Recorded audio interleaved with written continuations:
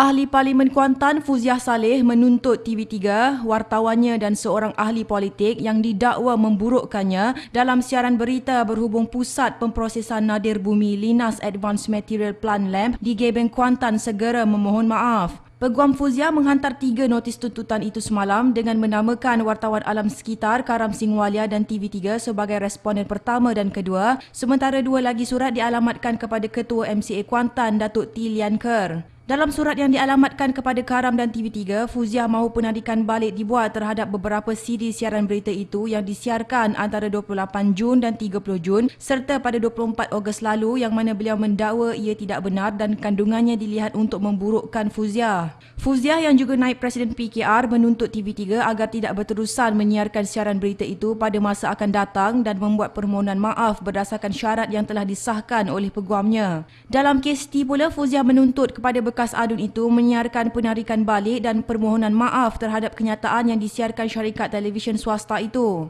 Dalam siaran berita itu, T mendakwa memetik Fuziah sebagai berkata, pegawai-pegawai kita, pakar-pakar Melayu, pakar-pakar rakyat Malaysia semua tak boleh dipercayai. Dakwaan Fuziah terhadap T dinyatakan dalam 2 notis tuntutan yang berasingan yang merujuk kepada 2 insiden yang berasingan masing-masing pada 30 Jun dan 24 Ogos apabila TV3 menyiarkan siri laporan beritanya berhubung pelan yang bernilai 700 juta ringgit itu. Ketiga-tiga notis tersebut turut meminta jaminan bahawa tidak ada lagi pengulangan dakwaan demikian terhadap Fuziah dan menuntut kerugian dan tanggung kos guaman.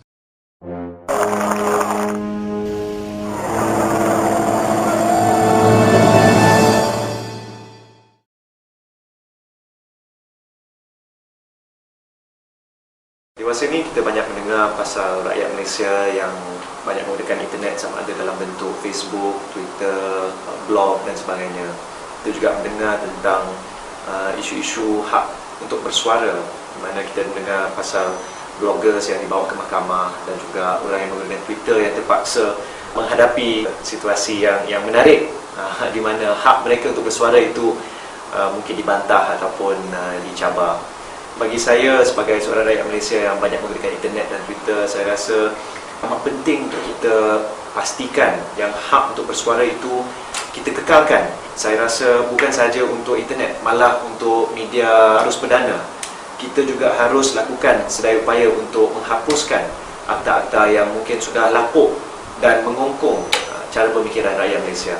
Akta-akta percetakan dan penerbitan dan juga akta-akta yang sewaktu dengannya. Terus hidup tanpa rasa takut untuk bersuara, sebab ini adalah satu perkara yang sangat penting, kerana tanpa suara siapalah kita.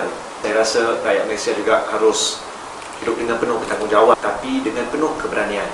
Dan saya harap ini adalah satu perkara yang boleh menjadi satu realiti demi rakyat, demi Malaysia yang lebih baik, demi masa depan yang lebih cerah untuk kita semua.